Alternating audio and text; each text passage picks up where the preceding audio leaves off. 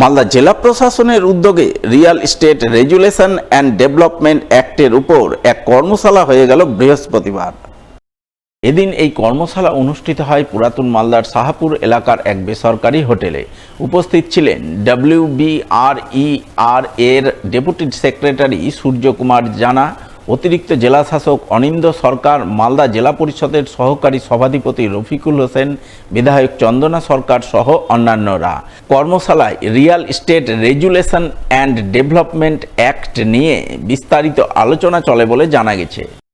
পশ্চিমবঙ্গ সরকারের যে আইন আছে সেই আইনের বিভিন্ন ধারাগুলোকে প্রয়োগ করে এবং তার বেসিসে কিন্তু একটা ওয়েবসাইট তৈরি করা হয়েছে, যে ওয়েবসাইটে কিন্তু রেজিস্ট্রেশন হচ্ছে বাধ্যতামূলক।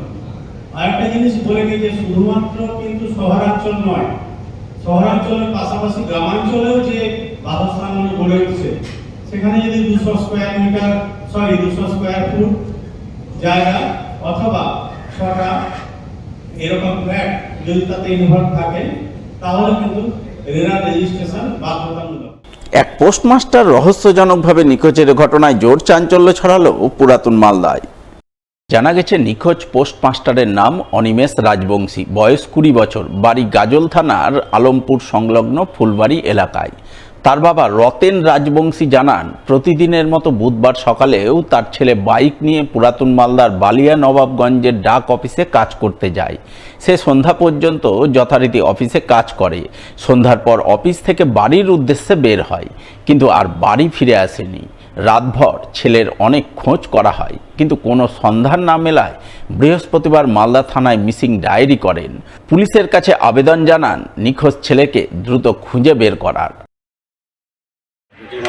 ঠিক আছে, ডিউটি করে এখন ছটা অবধি করেছিল,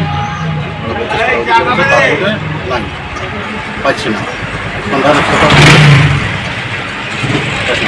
করে তা বলছে না, গায়েব হয়ে গেছে, কোথায় দিয়ে গেছে এখন আমরা খোঁজ পাচ্ছি না।